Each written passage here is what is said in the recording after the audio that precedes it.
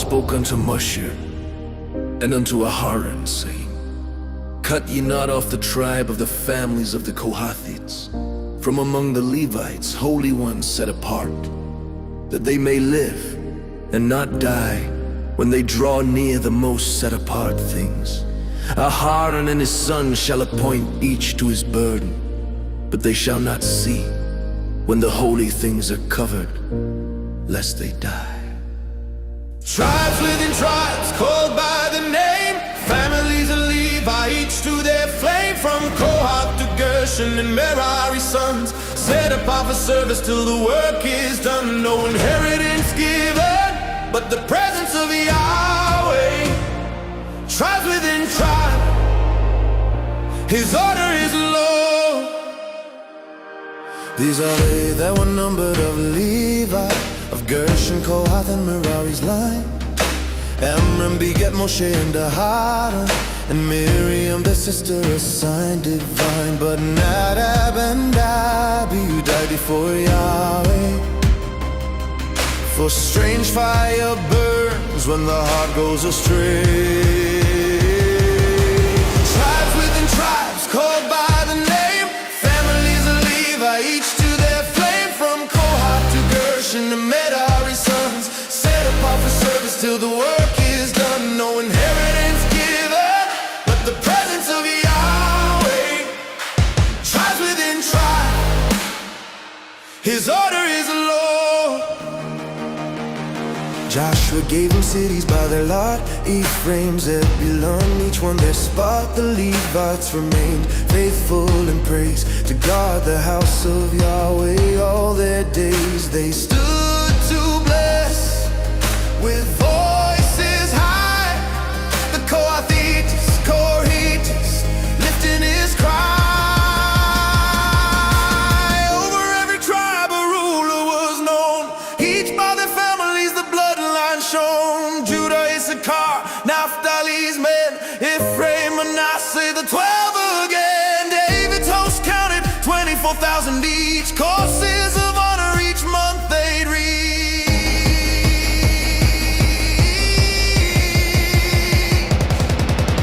Tribes within tribes, called by the name, families of Levi, each to their flame. From Kohath to Gershon and Merari sons, set apart for service till the work is done. No inheritance given, but the presence of Yahweh. Tribes within tribe, His order is law. And the Levites stood up with a loud voice, praising the Elohim of Israel. Rejoice. From the holy place they took their stand, each by the division of their father's hand. For though the smallest of tribes may seem, Yahweh remembers every stream. Tribes within tribes, His people arise. Lift up your banners beneath His skies. From the least to the greatest, each finds His call. Yahweh is the portion, the inheritance of all.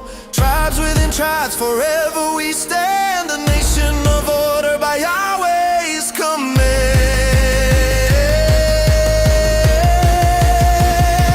Blessed be Yahweh, who numbers His own, who appoints a families, name by name known.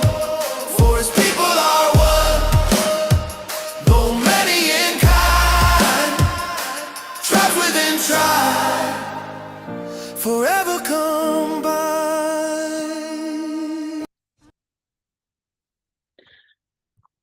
Hey, goeiemôre almal. Geseënde Sabbat. Hallo almal. Ek sien ons is nou 6, maar ons gaan maar aangaan. Ek weet nie of die sessie dalk 'n bietjie laat slaap vanoggend en of hulle gaan nader join of wat nie. Maar ons gaan maar by die skedule. Vandag bespreek ons Levi. En Angie gaan vir ons die Patriarg lees, maar ons het besluit om maar in Engels te lees. Want ons het 'n paar Engelse sissies op die groepie, so ons probeer maar hulle ook akkommodeer, sodat hulle ook kan, jy weet, 'n bietjie verstaan wat ons sê. So as ek 'n paar Engelse woorde gooi of iets in Engels weer oor verduidelik, dis maar net vir die Engelse sissies, laat hulle ook lekker kan vang wat ons sê. Okay, Angie, gaan jy vir ons begin lees? Ons Leefie se boek is nogal uit 'n paar chapters, maar hy lees vinnig. So ek hoop nie dit voel te lankdradig vir julle nie. Ja, julle moet asseblief net by my neus is redelik toe nog. So ek gaan probeer om alles ordentlik uit te spreek en nie soos 'n toddler te klink as ek praat nie. Okay, ons begin met die testament van Levi hoofstuk 1. A copy of the words of Levi. The things that he decreed to his sons concerning all they were to do, and the things that would happen to them until the day of judgment. He was in good health when he summoned them to him, but it had been revealed to him that he was about to die. When they all were gathered together, he said to them, Levi was born in Haran and came with my father to Shechem. I was a youth, about 20 years old. It was then that, together with Shimeon, I performed vengeance against Hamor because of our sister Dinah. As I was tending the flocks in Abel Maul, a ruach of understanding from Yahweh came upon me, and I observed all human beings making their way in life deceitfully. Sin was erecting walls, and injustice was ensconced in towers. I kept grieving over the race of the sons of men, and I prayed to Yahweh that I might be delivered. Then sleep fell upon me, and I beheld a high mountain, and I was on it. And behold, the Shamayim, the Yamala, was opened, and a messenger of Yahweh spoke to me. Levi, Levi, enter.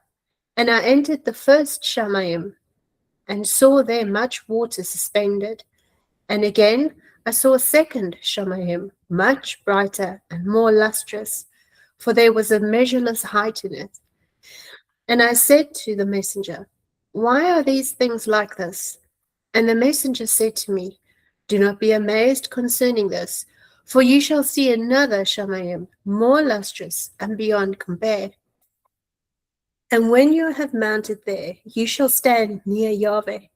You shall be his Kohen. Ek dink dit beteken priester, Kohen. And you shall tell forth his mysteries to men. You shall announce the one who is about to redeem Israel. Through you in Judah, Yahweh will be seen by men. Your life shall be from Yahweh's provision. He shall be to you as field of vineyard and produce, as silver and gold.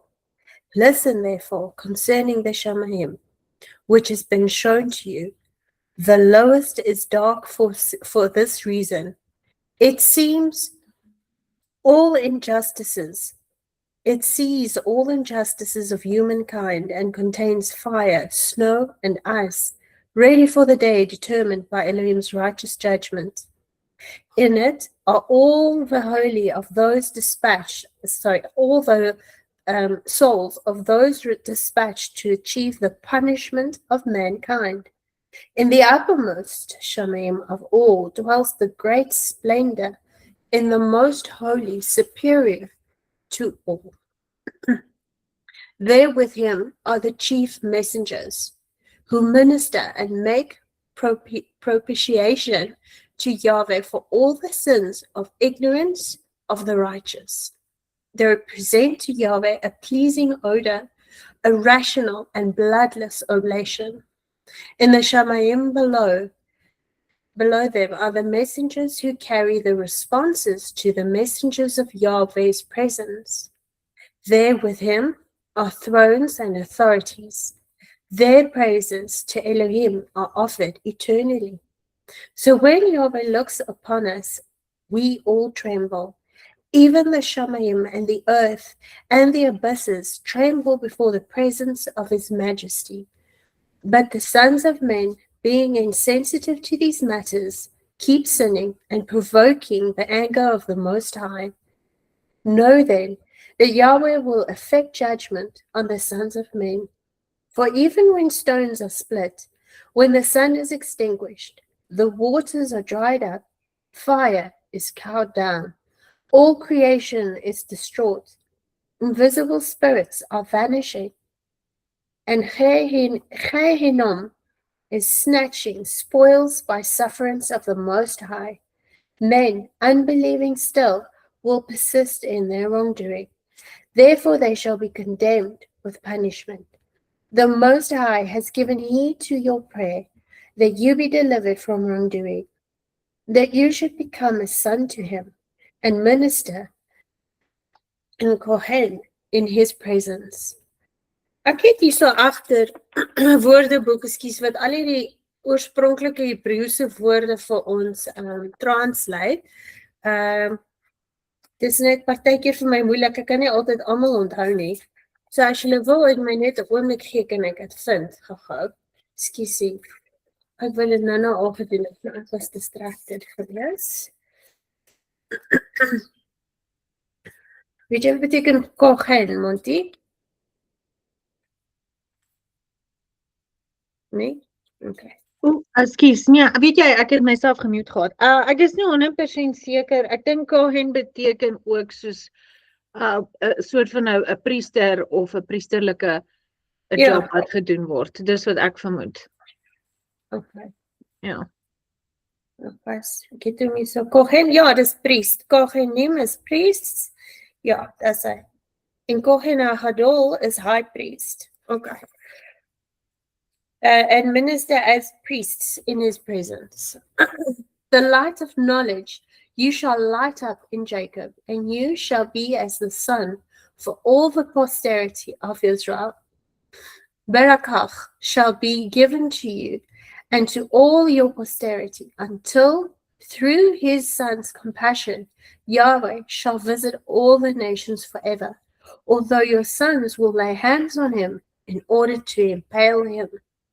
Therefore, counsel and understanding have been given to you, so that you might give understanding to your sons concerning this. Because those who barach him shall be baruch. So now barach beteken bless and baruch beteken blessed. Those who curse him shall be destroyed. At this moment the messenger opened for me the gates of the Shamayim, and I saw the Kodesh of Holy, Most High, sitting on the throne. And he said to me, Levi, to you I have given the Barakah. Barakah is blessing. The blessing of the Kehuna. Wat is Kehuna? Julle, ek is jammer. Ek wil net hê ons moet almal mooi verstaan wat die is. Priesthood. Okay. Alright, so Kohen is priest en Kehuna is priesthood. Ek het die scriptures hier en dit is baie van die woorde is in die oorspronklike Hebreëse woorde. Until I shall come and dwell in the midst of Israel. Then the messenger led me back to earth and gave me a shield and a sword and said to me, perform vengeance on Shechem for the sake of Dinah your sister, and I shall be with you, for Yahweh sent me. At that time I put an end to the sons of Hamor, as it is written in the tablets of the fathers. And I said to him, I beg you, Adonai, teach me your name, so that I may call you in the day of tribulation. And he said, I am the messenger who makes intercession for the nation Israel, that they might not be beaten. And after this I awoke and blessed the Most High. And as I was going to my father, I found a brass shield. This, the name of the mountain, is Aspis, which is near Gebal, to the right of Abima. And I guarded these words in my heart. Then I advised my father and Reuben that they tell the sons of Hamor that they should be circumcised, because I was filled with zeal on account of the abominable thing that they had done to my sister. And I destroyed Shechem first, and Shimeon destroyed Hamor. Then my brother came and destroyed that city by the sword. When my father heard of this, he was angry and sorrowful, because they had received circumcision and died. And so he passed us by in his Barakoch. Barakoch, blessings. This we sinned in doing this contrary to his opinion, and he became sick that very day. But I saw that Elohim's sentence was guilty because they wanted to do the same thing to Sarah and Rebekah that they did to Dinah, our sister. But Yahweh prevented them. They persecuted Abram when he was a nomad. They harassed his flock when they were pregnant. And they grossly mistreated Eleazar, who had been born in his house.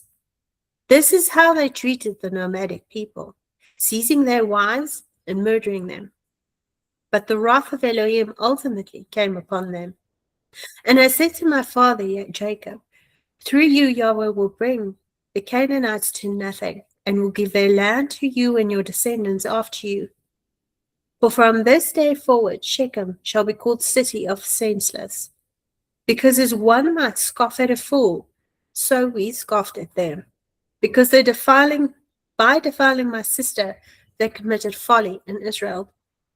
And we left there and came to Bethel. There I again saw a vision, as formerly, after we had been there 70 days. And I saw 7 men in white clothing, who were saying to me, Arise, put on the vestments of the kahuna, the crown of the righteousness, the oracle of understanding, the robe of truth, the breastplate of faith, the turban for the head, and the apron for Nabuah power. Nabuah is prophecy. Ek sê dat my plek heeltemal verloor. Ekskuusie julle, ek het nou heen en weer gegaan. Gee my 'n oomblik. Breastplate of faith, Nabuah power. Each carried one of these and put them on me and said, From now on, be a Kohen, you and all your posterity. The first anointed me with Kodesh oil, of holy oil, and gave me a staff. The second washed me with pure water, fed me by hand with bread and Kodesh wine, and put on me a Kodesh and radiant vestment. Kodesh is set apart of heilig. The third put on me something made of linen like an ephod. The fourth placed around me a girdle which was like purple. The fifth gave me a branch of rich olive wood. The sixth placed a wreath on my head. The seventh placed the diadem of a Kohen on me and filled my hands with incense, in order that I might serve as Kohen for Yahweh Elohim. And they said to me, Levi, your posterity shall be divided into 3 offices as a sign of the honor of Yahweh, of Yahweh who is coming. The first lot shall be great, no other shall be greater than it. The second shall be in the role of Kohen, of priest. But the third shall be granted in the new name, because from Judah a sovereign will arise and shall found a new priesthood in accord with the Gentile model of the people and for all nations. Excuse. His presence is beloved as a Nabi of the Most High, a descendant of Abraham, our father. To you and your posterity will be everything desired in Israel, and you shall eat everything attractive to behold, and your posterity will share amongst themselves Yahweh's table. From among them will be Kohanim, judges and scribes, of priests, judges and scribes, and by their word the sanctuary will be controlled. When I awoke, I understood that this was like the first tree. And I hid this in my heart as well, and I did not report it to any human being on the earth. And after 2 days, Judah and I went with our father Jacob to Yitzhak, our father. My father's father blessed me in accord with the vision that I had seen, and he did not want to go with us to Bethel. When we came to Bethel, my father, Jacob, saw a vision concerning me that I should be in the kahuna. And thus we came to Hebron to settle there. He arose early and paid tithes for all to Yahweh through me.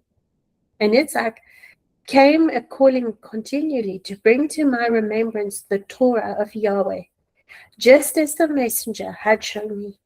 And he taught me the Torah of the Kahuna, sacrifices, whole burnt offerings, voluntary offerings of the first fruits, and peace offerings. Day by day he was informing me, occupying himself with me, and he said to me, be on your guard against the spirit of promiscuity, for it is constantly active, and through your descendants it is about to defile the sanctuary. Therefore, take for yourself a wife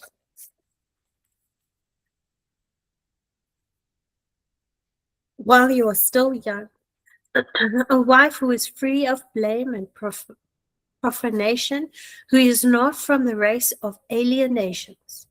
Before you enter the sanctuary, bathe. While you are sacrificing, wash. And again, when the sacrifice is concluded, wash. Present to Yahweh the 12 trees that have leaves, as Abram taught me. And from every clean living animal and bird, bring a sacrifice to Yahweh. And all of your first fruits and wine, bring the very first as a sacrifice to Yahweh Elohim. And salt with salt, every sacrificial offering. And now, my children, observe the things which I commanded you.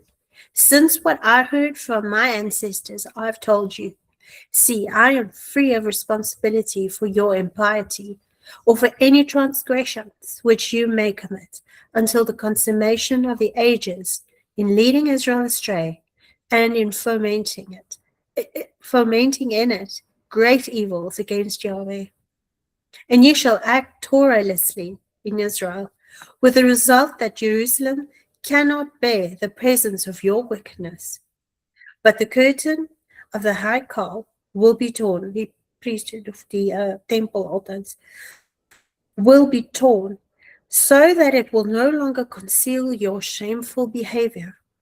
You shall be scattered as captives among the nations, where you will be a disgrace and a curse.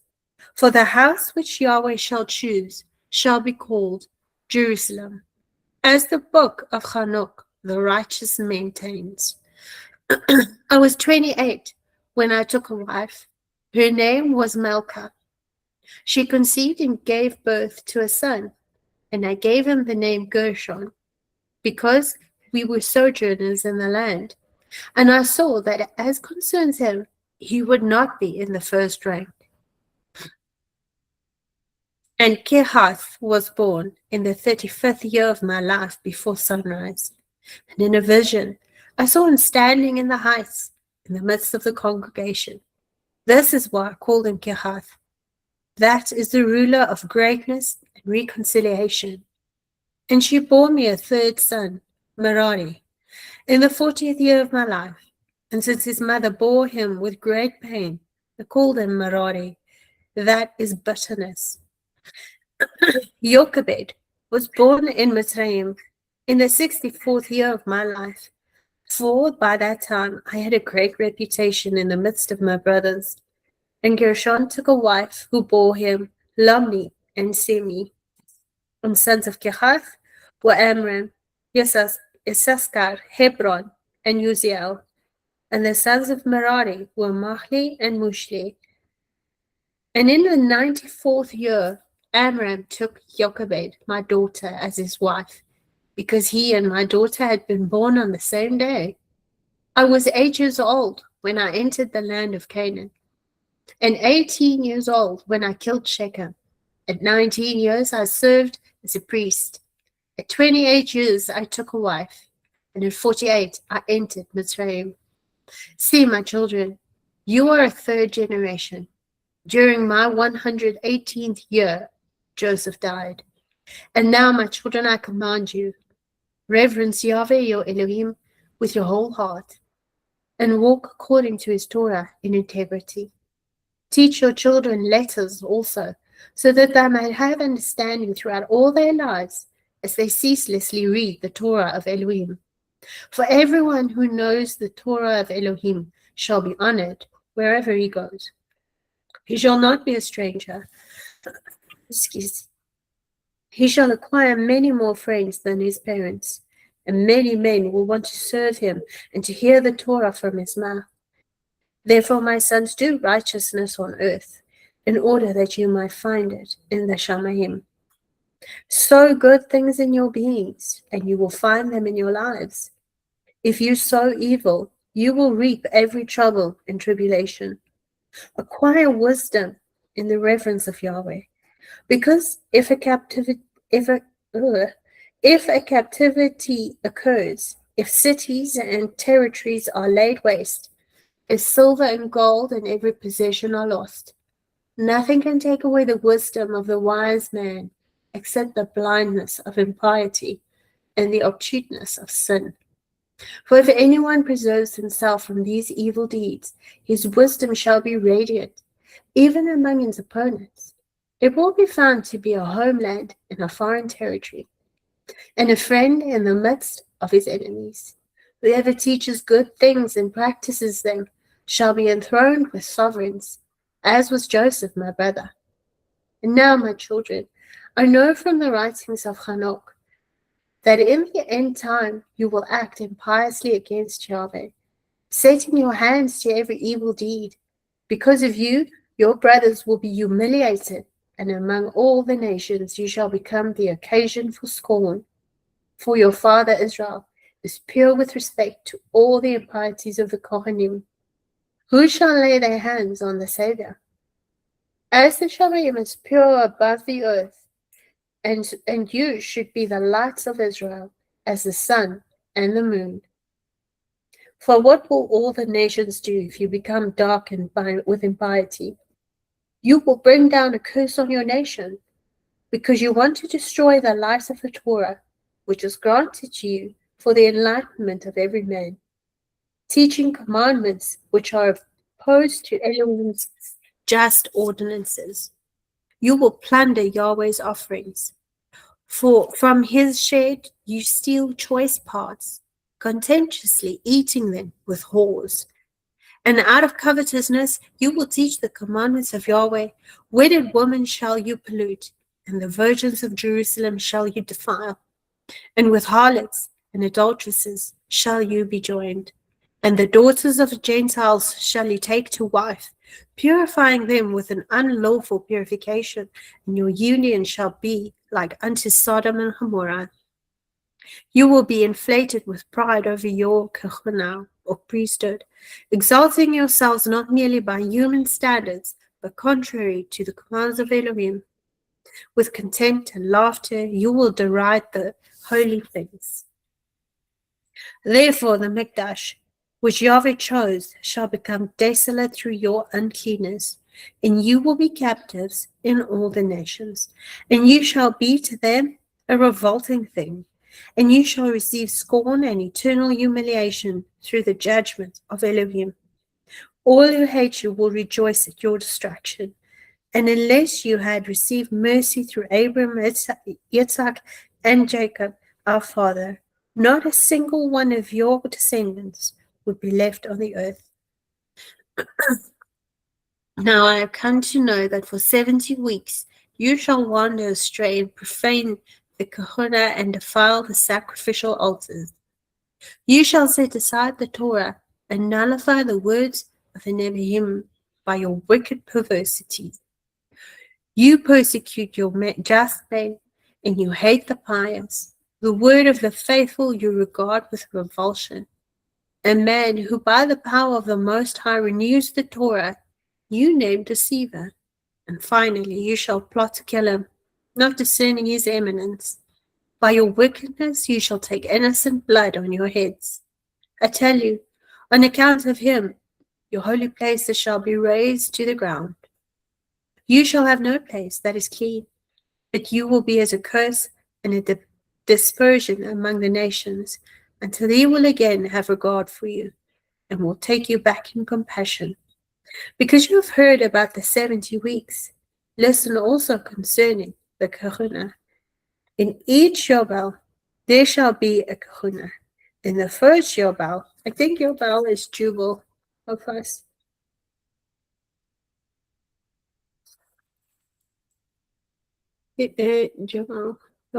Jubilee, let's keep still. In the first Jobel Jubilee, the first person to be anointed to the priesthood will be great, and he shall speak to Elohim as Father, and his priesthood shall be fully satisfactory to Yahweh, and in the days of his joy he shall rise up for the deliverance of the world. In the second Jubilee, the anointed one shall be conceived in sorrow of the beloved one. His priesthood shall be praised and shall be glorified by all. The third shall be overtaken by grief, and the fourth shall be with suffering, because injustice shall be imposed upon him in a high degree, and all Israel shall hate each other, each one his neighbor. The fifth shall be overcome by darkness, likewise the sixth and the seventh. In the seventh there shall be pollution such as I am unable to declare in the presence of human beings, because only the ones who do these things understand such matters. Therefore they shall be in captivity and will be preyed upon. Both their land and their possessions shall be stolen. And in the fifth week they shall return to the land of their desolation, and shall restore anew the house of Yahweh. In the seventh week there will be Kohanim, idolaters, adulterers, money lovers, arrogant, Torahless, voluptuaries, pederasts, those who practice bestiality, when vengeance will have come upon them from Yahweh. The priesthood will lapse, and then Yahweh will raise up a new Kohen to whom all the words of Yahweh will be revealed. He shall effect the judgment of truth of the earth for many days, and his star shall rise in the Shamaim like a sovereign, kindling the light of knowledge as day is illuminated by the sun, and he shall be extolled by the whole inhabited world. This one will shine forth like the sun in the earth. He shall take away all darkness from under the Shamaim, and there shall be peace in all the earth. The Shamaim shall greatly rejoice in his days, and the earth shall be glad. The clouds will be filled with joy, and the knowledge of Yahweh will be poured out on the earth like the water of the seas. And the messengers of praise of Yahweh's presence will be made glad by him. The Shamaim will be open, and from the Hekal of splendor, sanctification will come upon him, with a fatherly voice, as from Abram to Isaac. And the splendor of the Most High shall burst forth upon him, and the Ruach of understanding and sanctification shall rest upon him in the water. For he shall give the greatness of Yahweh to those who are his children in truth forever. And there shall be no successor for him, for generation to generation, forever. And in his kahuna the nations shall be multiplied in knowledge on the earth, and they shall be illuminated by the grace of Yahweh. But Israel shall be diminished by her ignorance and darkened by her grief. In his kahuna sin shall cease, and Torahless men shall rest from their evil deeds, and righteous men shall find rest in him. And he shall open the gates of paradise. He shall remove the sword that has threatened since Adam. And he will grant to the elect to eat of the tree of life, and Belial shall be bound by him. And he shall grant his children the authority to trample on wicked spirits. And Yahweh will rejoice in his children. He will be well pleased by his beloved ones forever. Then Abram, Isaac, and Jacob will rejoice, and I shall be glad, and all the elect shall be clothed in righteousness. En die laaste hoofstuk, hoofstuk 19. And now, my children, you have heard everything. Choose for yourselves light or darkness, the Torah of Yahweh or the works of Belial. And his sons replied, Before Yahweh we will live according to his Torah. And their father said to them, Yahweh is my witness, and his messengers are witnesses, and you are witnesses, and I am a witness concerning the word from your mouth. And his sons said, "We are witnesses." Then Levi finished giving instructions to his sons. He stretched out his feet on his bed and was gathered to his fathers, having lived 137 years. And they put him in a coffin and later buried him in Hebron with Abraham, Isaac, and Jacob. So, ek hoop my leeswerk was te rof vir julle nie. Dankie. Nee, dankie Angie. Dis vir my so mooi as jy sien alles wat hy geprofeteer het, presies het waar geword so. Ja. Maar jy weet, ons kan nie help om te wonder dat waar sou ons wees as dit nie vir al hierdie geskrifte was wat uitgekom het eventually nie. Ek meen, ons kan die waarheid in die gewone 66 boeke wel vind, as jy gaan soek. Ek meen, dis waar ons begin het, né?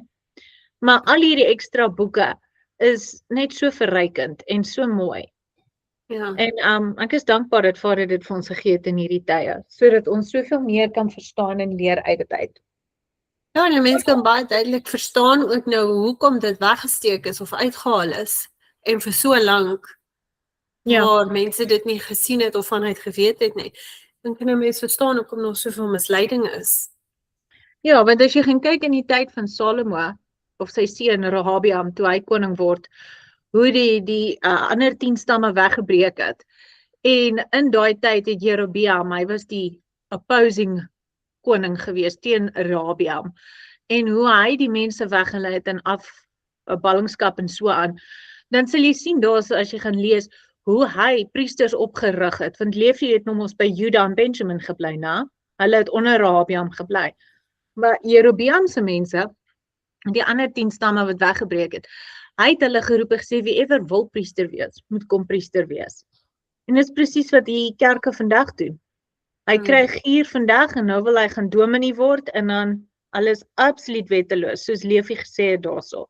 Hulle leer nie die wette nie, hulle verstaan dit nie. Ja, in elk geval, ek gaan nou verder gaan hierso, ek gaan meestal uit die 66 lees, en dan natuurlik Jubilee en die boek van die opregte. Maar ons begin in Genesis 29 vers 34. Sy het weer bevrug geword en 'n seun gebaar en gesê, nou eintlik sal my man aan my geheg wees, omdat ek vir hom 3 seuns gebaar het, en daarom het sy hom Levi genoem.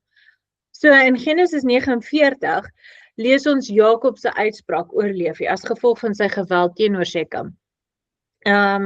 Genesis 49 vers 5 tot 7. Simeon en Levi is broers. Hulle wapens is werktuie van geweld. Laat my siel nie kom in hulle raad nie, en laat my eer nie eens wees met hulle vergadering nie, want in hulle toren het hulle manne doodgeslaan en in hulle moedswilligheid het hulle beeste vermink. Vervloek is hulle toren, want dit is heftig, en hulle grimmigheid, want dit is hard. Ek sal hulle verdeel in Jakob en hulle verstrooi in Israel. En dan gaan ons na Jubilee, hoofstuk 30 vanaf vers 1 tot, dit is basically die hele hoofstuk. In die eerste jaar van die 6de week het hy in vrede opgetrek na Salem, oos van Shechem, in die 4de maand.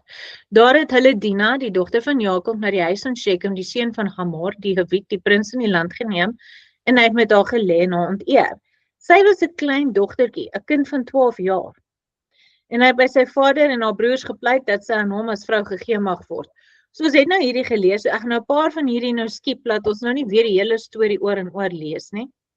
Maar ons weet dat Simeon en Levi was die twee wat die ouens gaan mislei het, en hulle toe doodgeslaan het. Ekskuus, ek hoop nie die baba se gevul plan nie, maar in elk geval. Okay. Laat daar geen egbreekster en geen onreinheid in Israel gevind word tot in ewigheid van die geslagte van die aarde nie. Want Israel is heilig aan Jahwe en elke man wat dit verontreinig sal sekerlik sterf. Hulle sal hom met klippe stenig.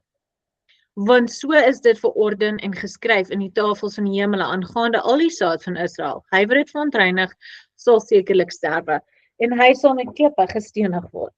En aan hierdie wet is daar geen beperking van daar nie en geen kwytskelding of enige versoening nie, maar die man wat sy dogter verontreinig het, sal uit die midde van die hele Israel uitgeroei word, omdat hy van sy saad aan Molek gegee het en soos gehandel het om dit te verontreinig. Jy, Moses, moet die kinders van Israel beveel en hulle opdra om nie hulle dogters aan die heidene te gee nie, en om nie vir hulle seuns enige van die dogters van die heidene te neem nie, want dit is 'n gruwel voor Jahwe.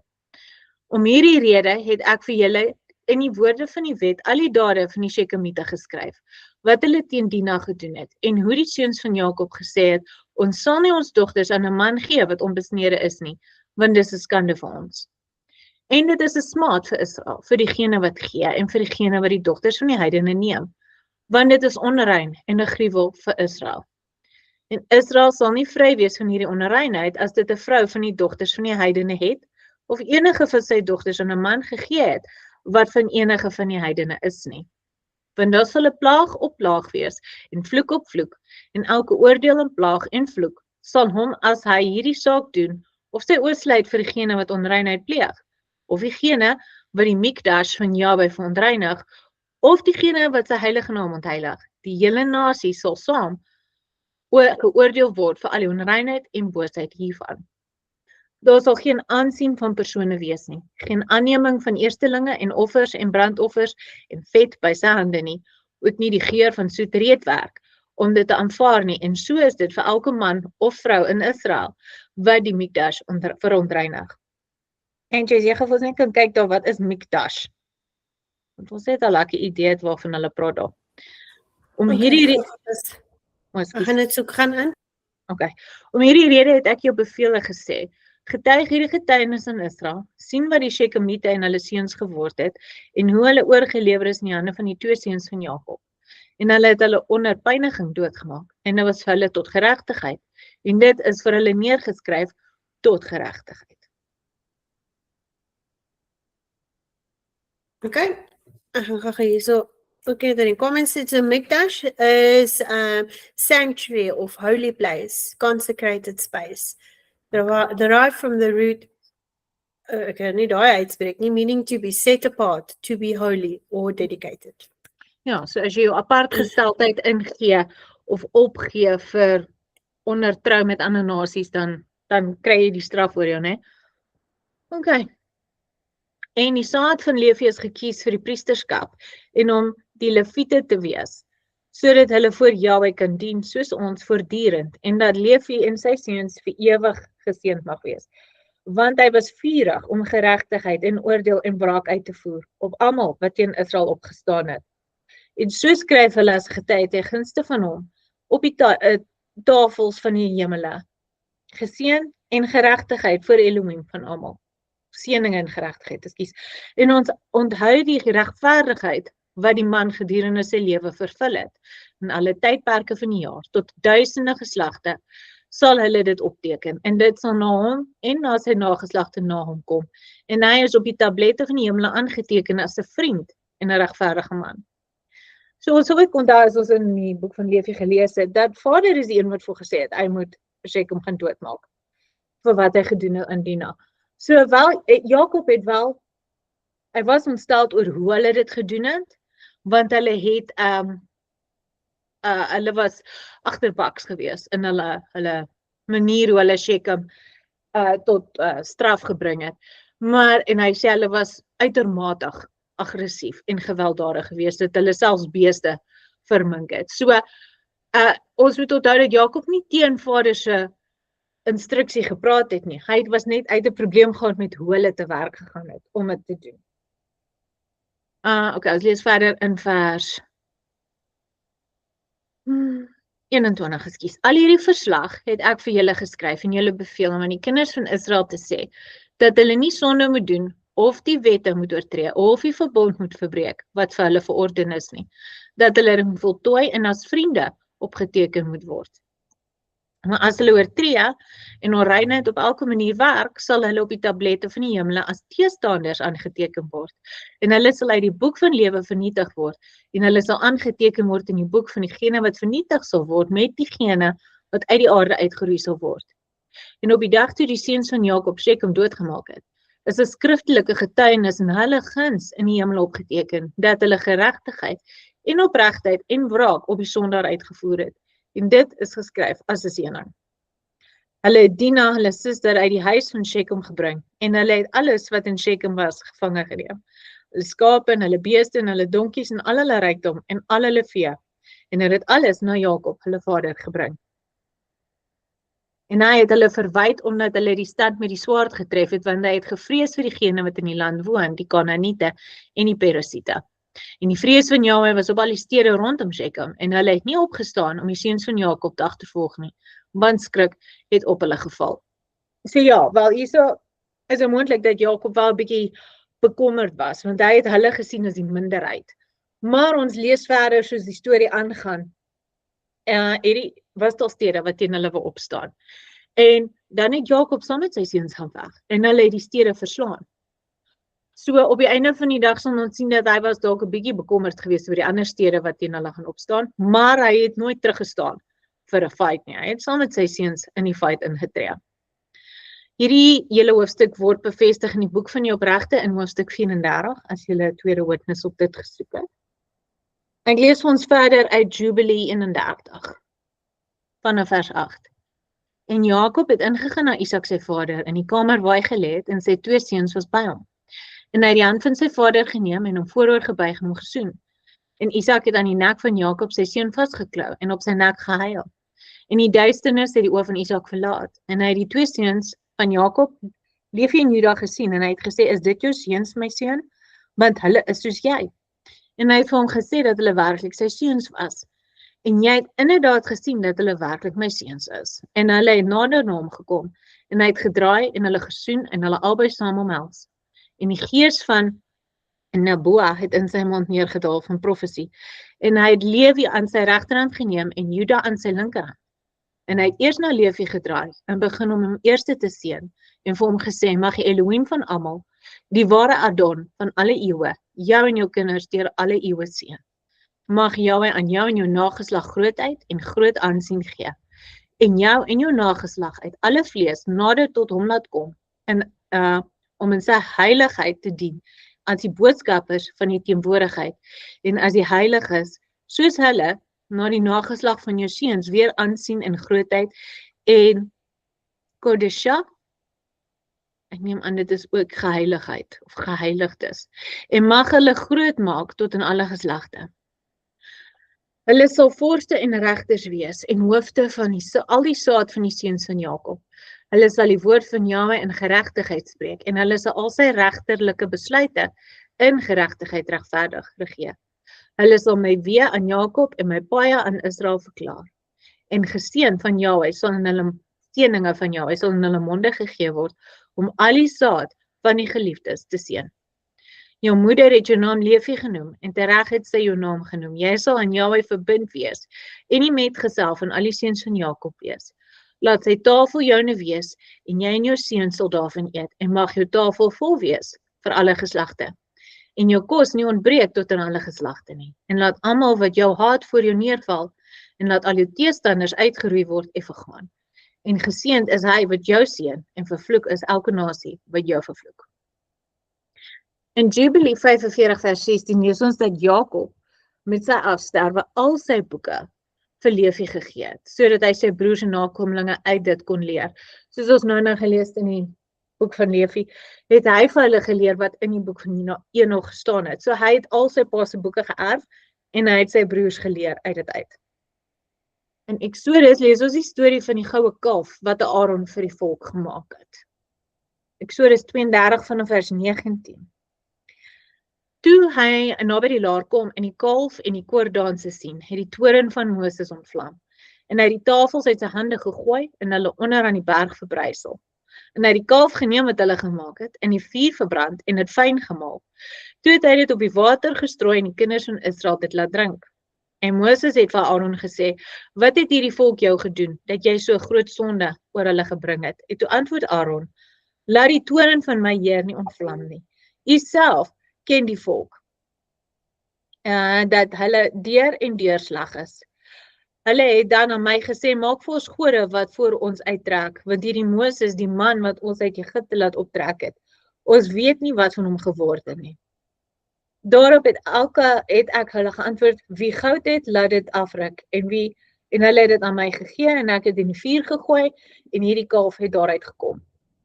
Toe Moses sien dat die volk bandeloos was, want Aaron het hulle bandeloos laat word tot leedvermaak onder hulle teestanders, het Moses in die poort van die laar gaan staan en gesê, wie vir Jahwe is, kom na my toe.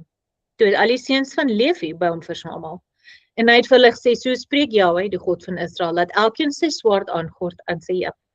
Gaan heen en weer van poort tot poort in die laar en laat elkeen sy broer en elkeen sy vriend en elkeen sy naaste doodmaak. En die seuns van Levi het gehandel volgens die woord van Moses en daar het van die volk op die dag omtrent 3000 man geval. Toe het Moses gesê, vul vandag julle hande om te offer aan die Jahwe, want elkeen is teen sy seun en teen sy broer, sodat hy vandag 'n seën oor julle kan gee. So hier was die Lewiese uitspraak van Jakob gebruik om die volk te straf. Want hy het gesê jy is 'n werktuig van geweld en dat hy uitermate wreed was. So hierso het Vader dit gebruik om die volk te straf wat afvallig geword het vir hulle afgoderry. Hier sien ons dat die volk nie die kalf gemaak het om gode van Egipte te aanbid, maar eerder Jahwe te aanbid volgens die gebruike van Egipte. Ons doen dit vandag nog. Hoeveel keer het jy met iemand die waarheid probeer deel en hulle het vir jou gesê ek dien God soos ek wil. Dis afskuwlik in Jahwe se oë. En dit gebeur vandag nog steeds. Ek meen as jy mooi gaan jou research doen, sal jy sien dat baie van die kerke se gebruike gaan terug na Babylon stelsels toe, wat uit Egipte uitkom. So vandag dien ons nog steeds Vader volgens die goue kalf, né? In Numeri 1 vers 48 gaan ons lees, Jahwe het naamlik met Moses gespreek en gesê, net die stam van Levi moet jy nie tel nie, en hulle volle getal onder die kinders van Israel nie opneem nie. Maar stel jy die Lewiete aan oor die tabernakel van die getuienis en oor al sy gereedskap, en oor alles wat daarbey behoort. Hulle moet die tabernakel dra en alles wat daarbey behoort, en hulle moet dit bedien en rondom die tabernakel laar opslaan. As die tabernakel wegtrek, moet die Lewiete dit afbreek, en as die tabernakel rus, moet die Lewiete dit oprig. En die onbevoegde wat nader kom, moet gedood word. En die kinders van Israel moet laar opslaan, elkeen op sy laarplek en elkeen by sy vaandel, volgens hulle leerafdelings. Maar die Lewiete moet laar opslaan rondom die tabernakel van die getuienis, dat daar geen toren oor die vergadering van die kinders van Israel kom nie. So moet dan die Lewiete die diens van die tabernakel van die getuienis waarneem. En die kinders van Israel het dit gedoen, net soos Jahwe Moses beveel het, so het hulle dit gedoen. So jy sien ons het slegs die Lewiete was aangestel om die ark te dra en die tabernakel af te breek en weer te bou waar hulle sou stil staan. Enige ander persoon sou doodgaan. Vader sê hoe hy gedien moet word. Ons het geen sê daarin nie. Wat vir hom reg en goed is, moet vir ons goed en reg wees, anders volg die banvloek oor ons. Toe Korag en sy mense besluit, hulle gaan Moses en Aaron teenstaan vir die voorreg om Vader te bedien. Het dit nie hier gegaan oor ywer en begeerte vir Vader, maar eerder die aansien en posisie van mag wat hy begeer het. Vader kon dit raak sien. Daarom sal ons lees van Korag en die wat hom ondersteun, het so ondergang. Weereens, Vader besluit wie hom dien en hoe dit gedoen moet word, nie ons nie. In Numeri 16 lees ons van Korag. En Korag, die seun van Jeshar, die seun van Kehat, die seun van Levi, saam met Datan en Abiram, seuns van Eliab en On, die seun van Pelet, seuns van Reuben, het manne geneem, en hulle het opgestaan voor die oë van Moses, saam met 250 man, uit die kinders van Israel, owerstes van die vergadering, manne wat opgeroep was vir die volksvergadering, manne van naam. En hulle het by mekaar gekom teen Moses en Aaron en aan hulle gesê, dis nou genoeg, want die hele vergadering, hulle almal is heilig. En Jahwe is in hulle midde. Waarom verhef julle dan oor die vergadering van Jahwe? So hier besluit die manne wat in opstand kom, dat almal ewe heilig is. En dat dit nie net Levi is wat moet bedien in die tempel nie, maar enige iemand. Maar ons lees dan boontoe dat Jahwe gesê het, enige persoon wat nie bevoegd is nie sal doodgaan. Die ouens gaan so ver as om Moses aan te kla dat hy en Aaron hulle self bo die ander mense verhef. Maar wie het hulle aangestel? Jahwe self. Ons lees verder in Numeri 16 vers 4 en 5. Toe Moses het hoor, het hy op sy aangesig geval. En hy het met Korag en sy hele bende gespreek en gesê, môre vroeg dan sal Jahwe bekend maak wie aan hom toe behoort en wie die heilige is, en wie hy na hom laat nader kom. Wie hy uitkies, sal hy na hom laat nader kom. Die nederigheid van Moses hier moet ons nie ontduik nie. Hier sien ons dat hy nie in woede optree nie, maar eerder homself verneder voor Vader. Daar gee hy weer die keuse aan Jahwe oor, sodat dit voor die wat twyfel duidelik uitgewys kan word. Nou ons ken die storie, ek gaan dit nie lees nie. Ek wil net 'n punt maak hier dat Jahwe besluit wie oor hom mag kom, voor hom mag kom en wie nie. Dis nie vir ons om onder mekaar te besluit nie, of self te sê wie is bevoegd of nie. Vader besluit en ons moet by dit berus. Want ons weet wat met Korag en sy bende gebeur het. Kies julle, ek is so uit asem. Tot ek rondgehardloop het.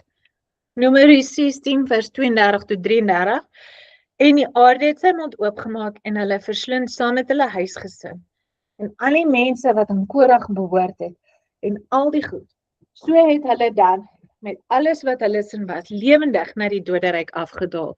En die aarde het hulle oordek en hulle het omgekom uit die vergadering. So die aarde het hulle letterlik ingesluk vir daai sonde, waar hulle self teen die uitverkorenes van Vader opgerig het. Nou, ons moet almal maar partykeer ons tonge byt. Ons gaan nie almal ooreenstem nou in hierdie tyd nie, want ons het nie ons priesterdom in plek nie.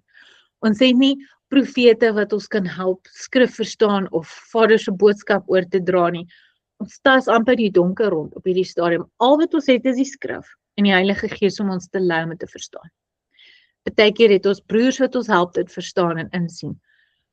En ons gaan nie altyd met daai broers saamstem nie, maar ons moet oppas teen wie ons wil optree en teen wie ons wil spreek. Want ons weet nie hoekom Vader hom opgerig het en waaroor nie, en ons moet oppas, versigtig wees. Korag het die aarde letterlik hom en al sy mense ingesluk. Ewen sy bed en sy banke en toiletpapier, alles wat jy aan kan dink is ingesluk in die aarde in, want hulle het teen die wat Vader in plek gestel het opgetree. Ons moet onthou dat ons Vader is altyd dieselfde, hy verander nie. So ons moet versigtig wees. Okay, nou gaan ons aan. Het Levi grond besit? Nee, hy het nie. Die hele stam was toegewyd om Jahwe te dien. Hulle was opverdeel onder die volk om te dien as priesters. In Deuteronomium 10 vers 9, daarna met Levi geen deel of erfenis saam met sy broers nie. Jahwe is sy erfdeel, soos Jahwe jou God hom beloof het. Deuteronomium 18 vers 1, die Levitiese priesters, die hele stam van Levi, mag geen deel of erfenis saam met Israel hê nie. Van die 4 offers van Jahwe en van sy erfdeel moet hulle eet. Deuteronomium 21 vers 5. Dan moet die priesters en die seuns van Levi aankom, want Jahwe jou God het hulle uitverkies en hom te dien en om in die naam van Jahwe te seën. En volgens hulle uitspraak moet elke saak van twis en verbonding afgehandel word. Joshua 13 vers 33. Maar aan die stam van Levi het Moses geen erfdeel gegee nie. Jahwe, die God van Israel, is self hulle erfdeel, soos hy hulle beloof het.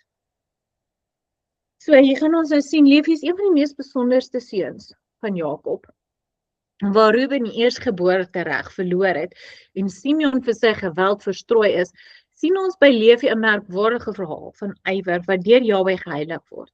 Sy natuurlike vurigheid wat aanvanklik tot geweld gelei het, word later deur Jahwe gebruik om die stam van die priesters voor te bring.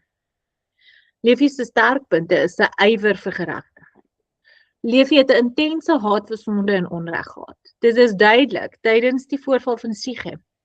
Alhoewel sy optrede te gewelddadig was, het dit uit 'n begeerte ontstaan om sy suster Dina se eer te verdedig. Die testament van Levi beskryf hom as iemand wat geregtigheid liefhet en boosheid haat. Hy was getrou aan Jahwe. Toe Israel die goue kalf aanbid het, het Moses uitgeroep, wie is vir Jahwe, kom na my. En die stam van Levi het onmiddellik gereageer. Hierdeur wys Levi dat sy lojaliteit eers aan Jahwe behoort. Hy was geestelik onafhanklik. Volgens die testament van Levi ontvang Levi 'n visioen van die hemele. Hy sien engele, hemelse tempels, sy toekomstige priesterskap, die komende Messias, en hy word deur engele as priester aangestel. Volgens die Arameese Levi dokument leer Isak vir Levi die wet, leer Isak vir Levi die wet, offers, reinheid, wysheid en priesterskap. Levi word dus nie net 'n priester nie, maar ook 'n leraar. So, mense wat sê die wette nie bestaan voor die berg Sinai nie, al Levi gaan met jou stryd daaroor, nou. Hy was gehoorsaam in die boek van Jubilee beklemtoon dat Levi Jahwe se verordeninge getrou bewaar het. Heiligheid, Levi word voortdurend met woorde soos rein, afgesonder, heilig en uitverkies beskryf. Levi se swakpunte is interessant genoeg, noem latere geskrifte baie min swakhede. Die belangrikste een was onbeheerste woede. Geweld, sy ywer het om soms sy oordeel oorskadu. Later sien ons egter dat Jahwe hierdie vurigheid omskep in heilige ywer. Jakob se seën oor hom in Genesis 49, op die oog af klink dit soos 'n vloek, maar dit bevat ook 'n verborgde seën. Jakob sê Simeon en Levi is broers, wapens van geweld is hulle gereedskap. Vervloek is hulle toren, want dit is ewig. En daarna sê hy, ek sal hulle verdeel in Jakob en hulle verstrooi in Israel. So ons sien dat dit is vervul in die feit dat Simeon word klein en word feitelik deur Juda geabsorbeer. Maar Levi word ook verstrooi, maar hulle word die priesters. Hulle ontvang 48 Levitiese stede reg deur Israel. So hulle is onder die stamme in verdeel. Die verstrooiing word dus 'n seën. Jahwe verander Jakob se uitspraak in 'n roeping. Isak se seëning oor hom in die Jubilee gee vir ons of sê vir ons dat hy Jahwe gaan dien, hy gaan die offers bring, hy gaan die volk leer, hy dra die priesterskap, hy bewaar die verbond en hy is 'n lig vir Israel. Hy sê ook Levi sal naby aan Jahwe wees, groot eer ontvang en deur sy nageslag geseën word. Jakob se verdere seëning in Jubilee 32 verklaar hy dat Levi afgesonder is, die priesterskap sal ontvang, tiendes sal ontvang en voor Jahwe sal dien. Moses se seëning is waarskynlik die grootste seën oor Levi, waar hy sê, laat u Tumim en u Urim aan die gunsgenoot behoort. Dan prys hy Levi omdat hy sê vader en moeder nie bo Jahwe gestel het nie. Dit verwys na hulle gehoorsaamheid na die goue kalf. En verder sê Moses, Levi sal Jakob u verordeninge leer. Israel u wet leer, reekwerk voor u bring en offers op die altaar bring. Dan bid Moses oor hom, seën sy krag, o Jahwe, en vernietig sy vyande. So, die testament van Levi se profetiese seëninge, veral in hoofstuk 18, bevat 'n merkwaardige profesie. Dit voorspel dat daar enige volmaakte priester sal kom wat sonde wegneem, nasies verlig, vrede bring, die hemele oopmaak en Belial of Satan oorwin. Christene sien hierdie dikwels 'n heenwysing na Yeshua as die ewige hoëpriester. Wel nie net Christene nie, ons sien dit ook so in, want die priesterskap verander van 'n Levitiese priesterskap na die Melchisedese priesterskap. Dus hoekom jy vandag sal sien die broers wat nou begin opstaan om mense te leer, is uit al die stamme. Dis nie net Levi meer wat leer nie. Dis nie net Levi wat nou mense terugroep tot die wette nie. Dis uit al die stamme uit, want die priesterskap het verander na Yeshua. So, ons gaan nou net 'n opsomming doen. Sy sterkpunte was onwrikbare lojaliteit in Jahwe, groot ywer vir geregtigheid, geestelike onafhanklikheid vir Jahwe se openbaring. Hy is 'n wyse onderwyser van die wet, getrou in diens, heilig en afgesonderd, moedig en standvastig.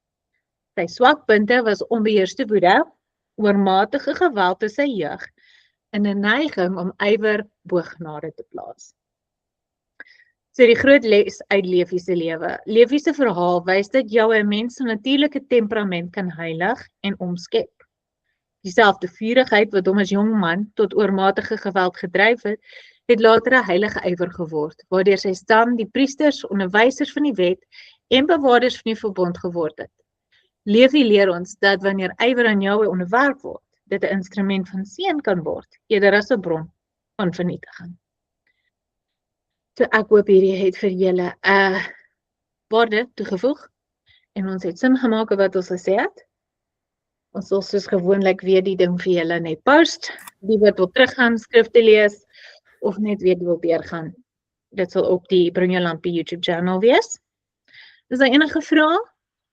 Of iets wat iemand wil bylas?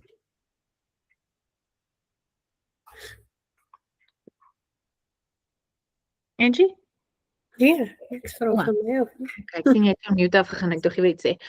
Okay, in daai geval gaan ek afsluit vandag met 'n liedjie van een van ons sissies van Across the Pond in die Amerikas. Kylie. Dit was 'n baie mooi liedjie hierso gemaak, Every Knee Will Bow. So, ek hoop julle geniet dit, julle moet 'n awesome, geseënde, rustige Sabbat hê. En as Vader se wil naby is, doen ons volgende week Judah. Okay, julle moet veilig wees, baie liefde. Lekker dag verder almal.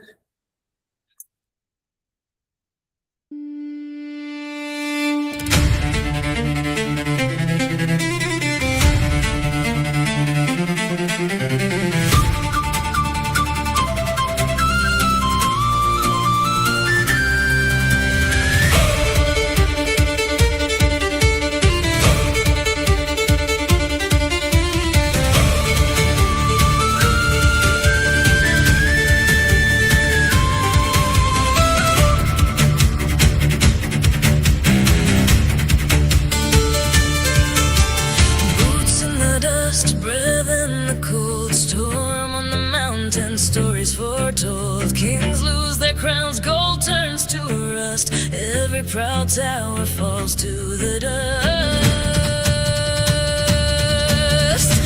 Every knee will bow, every tongue cry out, Yahweh, Most High, You alone are overall. Every heart will know, every proud head low, Yahweh, Most High, You alone are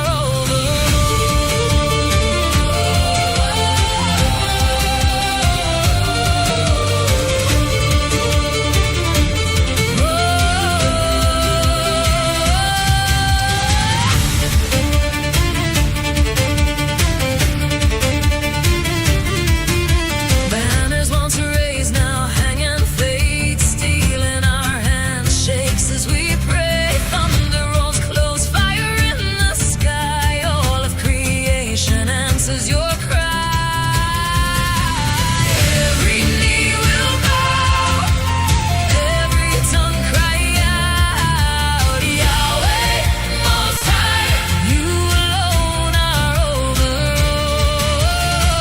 Every heart will know, every proud head low, Yahweh, Most High, You alone are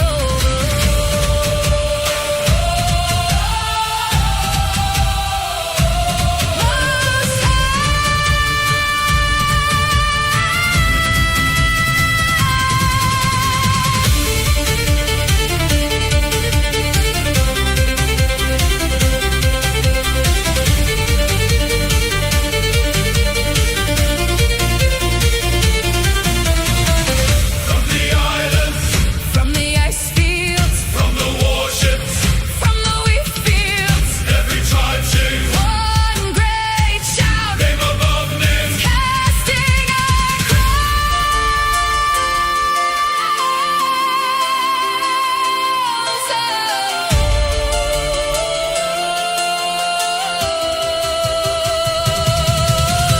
Every knee will bow, every tongue cry out, Yahweh, Most High, You alone are overall.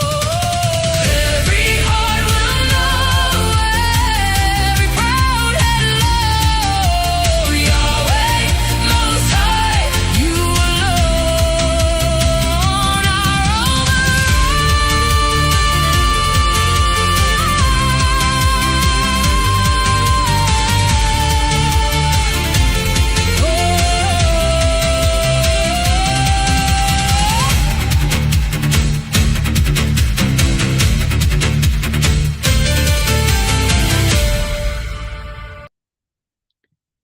Okay, my sissies, lief vir julle, julle moet geseënd wees. Mag Vader julle seën met wysheid en insig vir die week vorentoe en wees veilig.